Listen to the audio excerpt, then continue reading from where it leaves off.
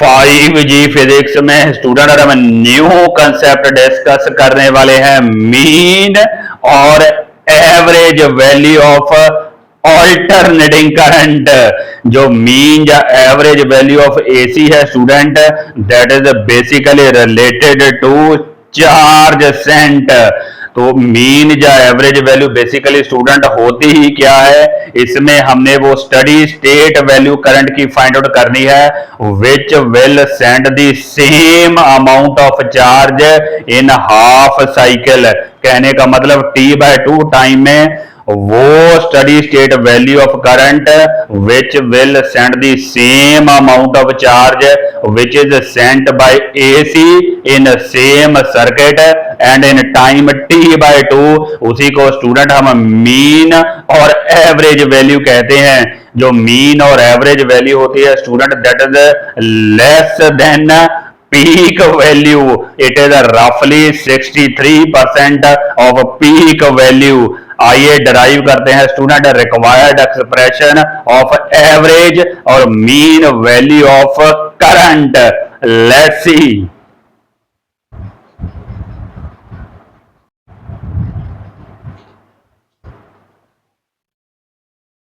आइए डिस्कस करते हैं स्टूडेंट मीन और एवरेज वैल्यू। यहाँ बेसिकली स्टूडेंट मैंने ऑल्टरनेटिंग करंट का ग्राफ रिप्रेजेंट किया है आई और टी का। तो यहाँ तो स्टूडेंट ऑल्टरनेटिंग करंट में हमारी जो करंट का मैग्नीट्यूड है वो भी चेंज होता है कंटिन्यूअसली, और साथ में स्टूडेंट पोलैरिटी भी चेंज होती है। ये पॉजिटिव पोलैरिटी है, ये negative polarity. Magnitude as well as polarity both changes in alternating current.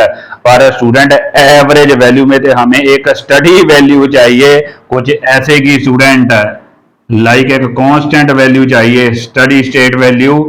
तो वो जो स्टडी स्टेट वैल्यू है student, that should send the same, इसी को हम स्टूडेंट एवरेज या करंट वैल्यू कहते हैं, एवरेज या mean value. This will send the same amount of charge in this time T/2 which is sent bye AC student in time T/2।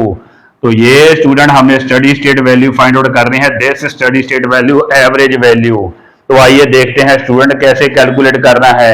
यहाँ student एक बात इंपॉर्टेंट नोट करने वाली ये है कि हमने स्टूडेंट फुल साइकिल नहीं कंसिडर किया टी। क्यों स्टूडेंट? क्योंकि एसी की हमारी जो पोलैरिटी होती है वो चेंज होती है। तो स्टूडेंट जो अगर टोटल साइकिल में देखे, कंप्लीट साइकिल में तो स्टूडेंट आपका जो नेट चार्ज सेंट होगा वो 0 होगा, इसलिए आपकी एवरेज या मीन वैल्यू 0 बन जाएगी for complete cycle. That is why we have considered only half cycle. तो हाफ साइकिल T/2 में स्टूडेंट हमने वो steady state value find out करनी है which is sending the same amount of charge which is sent by this AC in time T/2 and in same circuit. आइए find out करते हैं student. जैसे कि मैंने आपको बताया, इट इज रफली 63% of peak value. This is our student peak value I0। तो यहाँ दो एक्सप्रेशन तो स्टूडेंट पता है आपको, ये हमारा होता है आई का expression, I equal to I0 sine omega T.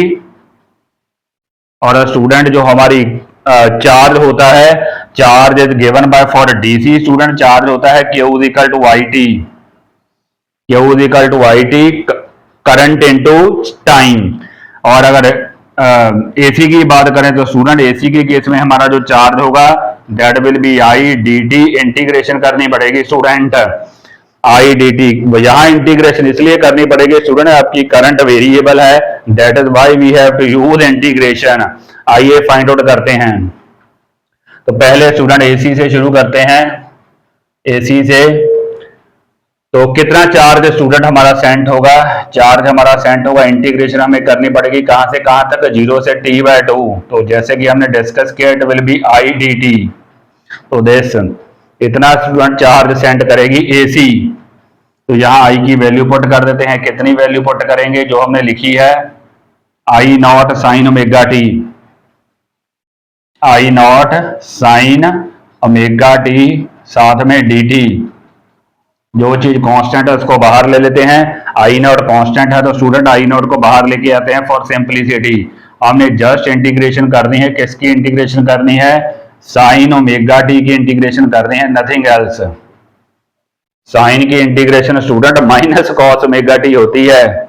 आइए देखते हैं क्या बना, आई नॉट इंटीग्रेशन कर देते हैं, साइन ओमेगा टी की इंटीग्रेशन आएगी student minus cos omega T.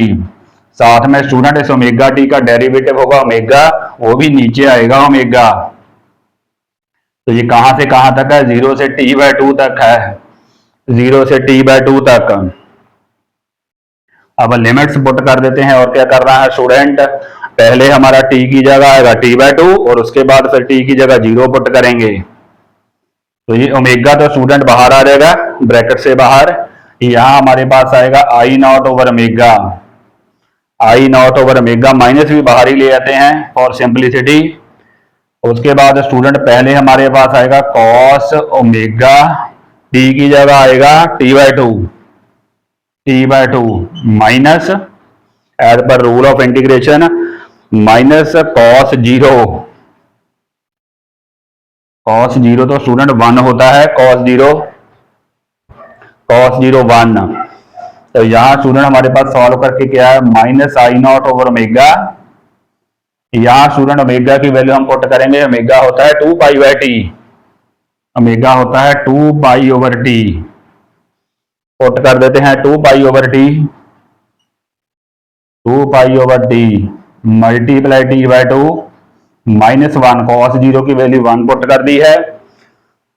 यहां स्टूडेंट 2 से 2 कैंसिल, t से t कैंसिल, तो हमारे पास ब्रैकेट में बचा cos pi minus I0, cos pi mean cos 180, cos 180 student होता है -1, तो ये -1 और -1 स्टूडेंट -2 बन गया, -2। एक बार फिर से देख लेते हैं स्टूडेंट, एसी के लिए करंट क्यू चार्ज की वैल्यू आएगी आई डी टी की इंटीग्रेशन 0 to t/2, आई की वैल्यू हमने पुट कर दी I naught sine omega T, I naught bracket से बाहर आ गया इंटीग्रेशन से, साइन ओमेगा टी की इंटीग्रेशन कर देनी है, कितनी है minus cos omega T over omega जी, ओमेगा भी बाहर आ गया लाइक दिस। उसके बाद स्टूडेंट जस्ट हमने टी की वैल्यू पुट की है t/2 और 0, तो अभी तक हम स्टूडेंट कहां तक पहुंच गए हैं, माइनस I0 ओवर ओमेगा, साथ में ब्रैकेट में है -2, तो ये सॉल्व करके आया 2I not over omega, 2I not over omega, minus से माइनस कैंसिल हो जाएगा। तो ये तो स्टूडेंट हमारा एसी के लिए आ गया, कितना आया, एसी के लिए हमारा आया 2I not over omega, charge की इतनी वैल्यू आई।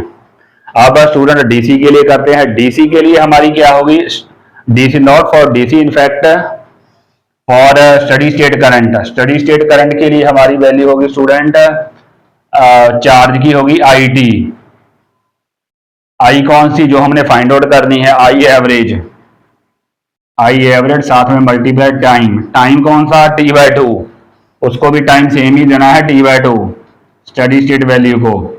अब दोनों को इक्वेट कर देते हैं, यहां से स्टूडेंट हम आई एवरेज फाइंड आउट कर लेंगे, आई एवरेज मल्टीप्लाई t/2, क्योंकि चार्ज सेम सेंड करना है स्टूडेंट एसी ने भी और स्टडी स्टेट करंट ने भी, this is charge sent by AC, this is charge sent by steady state current, I average multiply t/2 student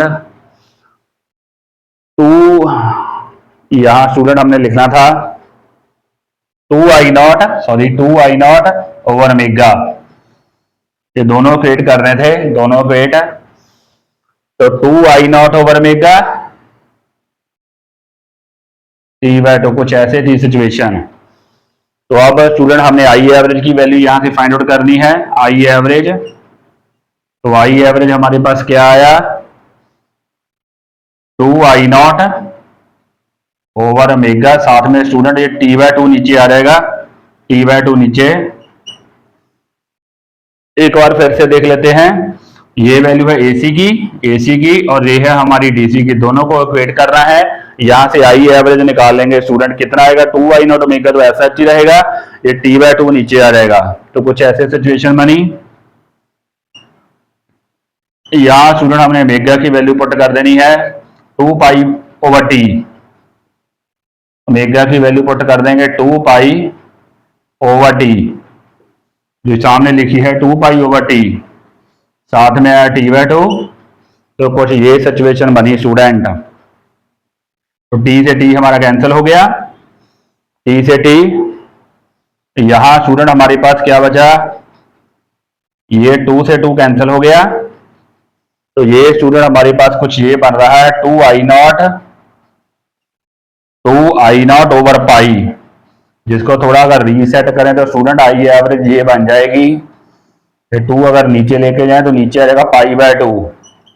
कहने का मतलब है पीक वैल्यू को स्टूडेंट पाई बाय 2 से डिवाइड करना पड़ेगा, जो कि डिवाइड करके स्टूडेंट जैसे कि मैंने बोला था कुछ ये आने वाली है 0.637 दिस, यानी कि 63%। तो ये स्टूडेंट हमारा है required expression.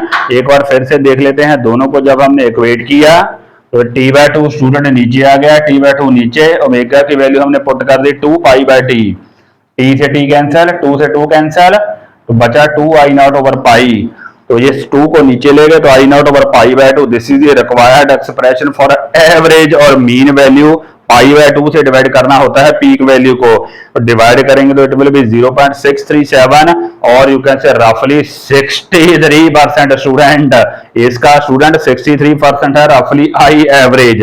I hope student you might have understood this concept. Please do not forget average और mean value is related to charge, while जो आरएमएस वैल्यू होती है that is related to heat. Thank you very much.